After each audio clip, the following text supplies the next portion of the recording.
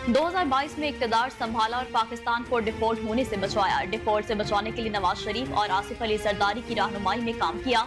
वज़ीर-ए-आज़म शहबाज शरीफ का कौम से खिताब, कहा पाकिस्तान आज माशी मुश्किलात से आहिस्ता आहिस्ता निकलकर तरक्की और खुशहाली की राह पर गामजन हो रहा है। माशी मुश्किलात से निकलने और तरक्की और खुशहाली का सफर मुल्क की अशराफिया से कुर्बानी का तकाजा करता है। 8 फरवरी के इंतखाब के बाद हुकूमत संभाली तो हमारे इक़दामात से महंगाई 38% से गिरकर 12% पर आ गई। कर्जों पर 22% शरह सूद कम होकर 20% पर आ चुकी। इससे मुल्क में सरमाकारी को फरोग मिलेगा। माजी में झांक कर रोने से कोई फायदा नहीं। माजी से सीखकर पाकिस्तान का खोया हुआ मकाम दोबारा हासिल करना है। फलस्तीन पर जुल्म सितम ढाया जा रहा है। गजा में 40,000 अफराद को शहीद कर दिया गया। कश्मीरियों पर जो जुल्म ढाए जा रहे हैं इसकी मिसाल नहीं मिलती। अल्लाह से दुआ है कि कश्मीरियों और फलस्तीनियों को उनका हक आज़ादी मिले, उन्होंने कहा।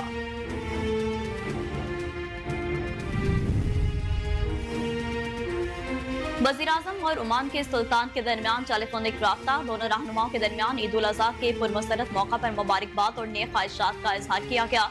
वज़ीर-ए-आज़म ने ओमान के सुल्तान, हुकूमत ओमान और ओमान के अवाम को ईद उल अज़हा की दिली मुबारकबाद पेश की। ओमान के सुल्तान ने भी वज़ीर-ए-आज़म को ईद उल अज़हा की मुबारकबाद दी। दोनों रहनुमाओं ने उम्मत मुसलमा की सफ़ों में अमन और इत्तेहाद के लिए दुआ भी की। दोनों रहनुमाओं ने पाकिस्तान और ओमान के दरमियान दोस्ती और भाईचारे के मजबूत रिश्ते का इयादा किया। वज़ीर-ए-आज़म ने ओमान के सुल्तान को जल्द पाकिस्तान का सरकारी दौरा करने की दावत दी।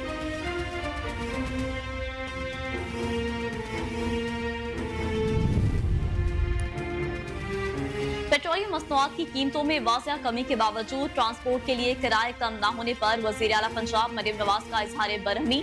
छुट्टी के रोज भी इजलास बुला लिया। इजलास में पेट्रोलियम मसनूआत की कीमतों में कमी का हकीकी रिलीफ आवाम तक पहुँचाने के हवाले से मामलात ज़ेर गौर आए। मरीम नवाज ने पेट्रोल की कीमत में 35 रुपए कमी के बावजूद ट्रांसपोर्ट किरायों में कमी न होने पर बरहमी का इजहार किया। उन्होंने वजारत ट्रांसपोर्ट और पुलिस को ट्रांसपोर्ट किरायों में फौरी कमी के लिए ऑपरेशन शुरू करने की हिदायत की।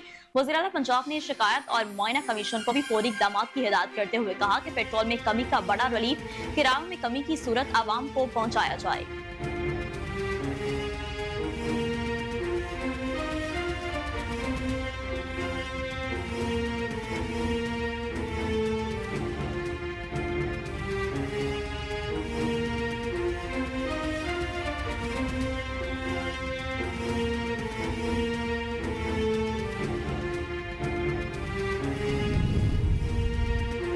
अगर मगर का खेल खत्म, पाकिस्तान T20 वर्ल्ड कप से आउट। 22 सुपर 8 में जाने के अरमान बहा ले गई। आयरलैंड और अमेरिका का मैच मंसूख हो गया।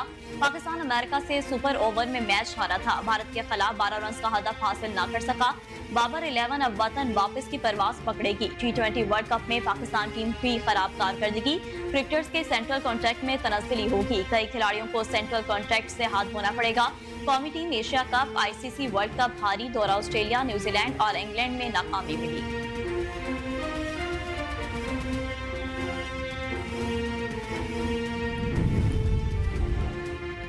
IMF को मनाने के लिए हुकूमत ने शराइत पर पेश की अमल दरामद शुरू कर दिया। बिजली सार्फिन से 221 अरब कैपेसिटी चार्जेस लेने का फैसला।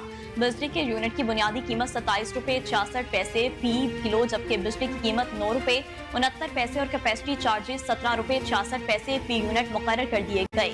आइंदा माली साल में बिजली के सार्फिन से मजमूई तौर पर 3,277 अरब रुपए वसूल किए जाएंगे। ज़राए का कहना है कि IMF की शर्त पर बिजली की कीमत की मद में 1116 अरब रुपए और कैपेसिटी चार्जेस की मद में 2116 अरब रुपए वसूल किए जाएंगे। नेपरा ने आइंदा माली साल में सार्फिन को बिजली की फरोख से मुतालिक फैसला जारी कर दिया। फैसले का इतलाक मुल्क भर के तमाम सार्फिन पर होगा।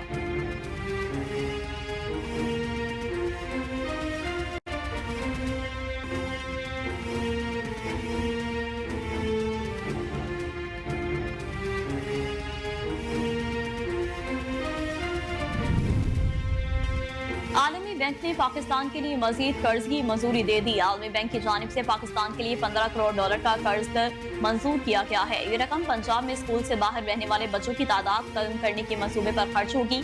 इससे कबल 11 जून को आलमी बैंक ने पाकिस्तान के लिए $1 अरब कर्ज की मंजूरी दी थी। आलमी बैंक के अलामे के मुताबिक मिलने वाली कर्ज की रकम दासू हाइड्रो पावर मंसूबे के लिए इस्तेमाल होगी।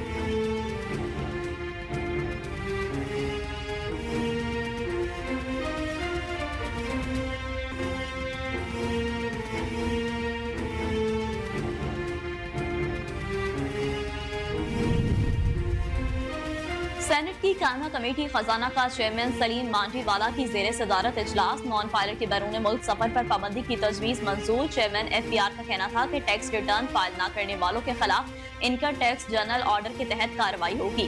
हज, उम्रा, छोटे बच्चों, तुलबा और नाइकोप रखने वाले ओवरसीज पाकिस्तानियों को इस्तकासा होगा। नॉन पायलट की मोबाइल सिम, बिजली और गैस कनेक्शन भी मुनक़ता किए जाएंगे। फारूक एच नाइक का कहना था कि नॉन पायलट के बैरून मुल्क सफर पर पाबंदी का मतलब एग्जिट कंट्रोल लिस्ट में नाम आना ही समझा जाए। चेयरमैन FPR का कहना था कि नॉन पायलट पर विद होल्डिंग टैक्स की शरह भी ज्यादा है। नॉन पायलट की मोबाइल सिम और बिजनेस में बंद किया जा सकता है। 5 लाख नॉन पायलट्स की फहरिस्त में सालाना 20 लाख से ज्यादा आमदन वाले लोग भी शामिल हैं।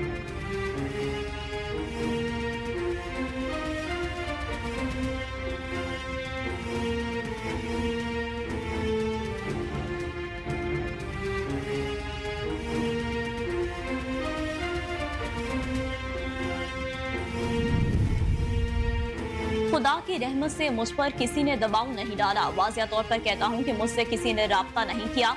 Chief justice Sindh high court Akeel Abbasi ने कहा कि कुछ कोशिशें ऐसी जरूर हुई, लेकिन खुदा की रहमत से मुझ पर किसी ने दबाव नहीं डाला।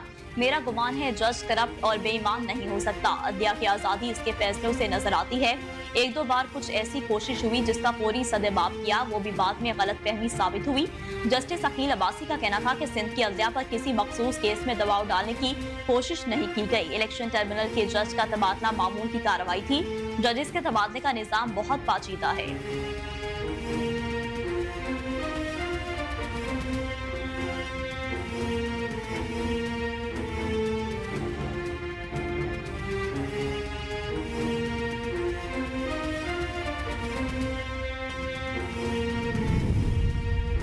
बानी PTI के खिलाफ टेरियान केस सुप्रीम कोर्ट पहुंच गया। नाहेली की दरख्वास्त मुस्तरद करने का फैसला सुप्रीम कोर्ट में चैलेंज कर दिया गया।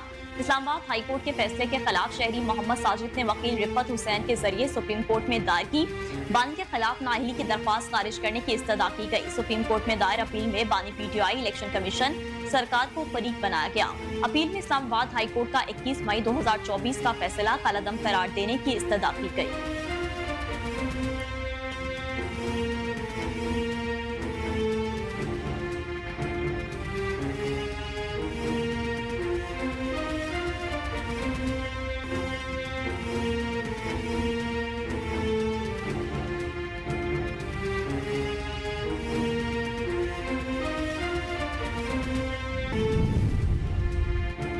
मोदी सरकार का मकबूजा कश्मीर को हिंदू अक्सरियत में बदलने का मजबूम मंसूबा सामने आ गया। मकबूजा कश्मीर में मुसलमानों की अक्सरियत को अक़लियत में बदलने और हैसियत को कमजोर करने के लिए बीजेपी हिंदू सकाफत को परवान चढ़ा रही है। मोदी सरकार आर्टिकल 370 की तनसीब के बाद भी मकबूजा कश्मीर के कुशीदा हालात मामूल के मुताबिक दिखाने में नाकाम रही है। काबिज भारतीय हुकूमत को मकबूजा वादी में मुस्लिम मुखालिफ पॉलिसियों और मासूम कश्मीरियों के खिलाफ जुल्म सितम ढाने पर सख्त तनकीद का सामना है।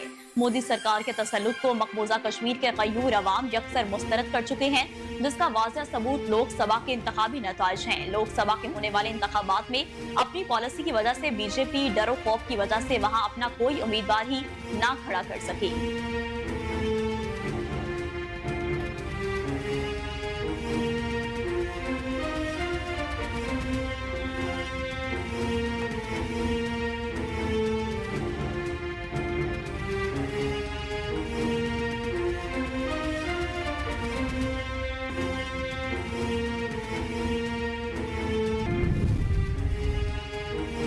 सोनाक्षी सिन्हा और अदाकार ज़हीर इकबाल का ऑडियो दावतनामा लीक। बॉलीवुड शख्सियात की जानिब से शादी की तस्दीक की जाने लगी।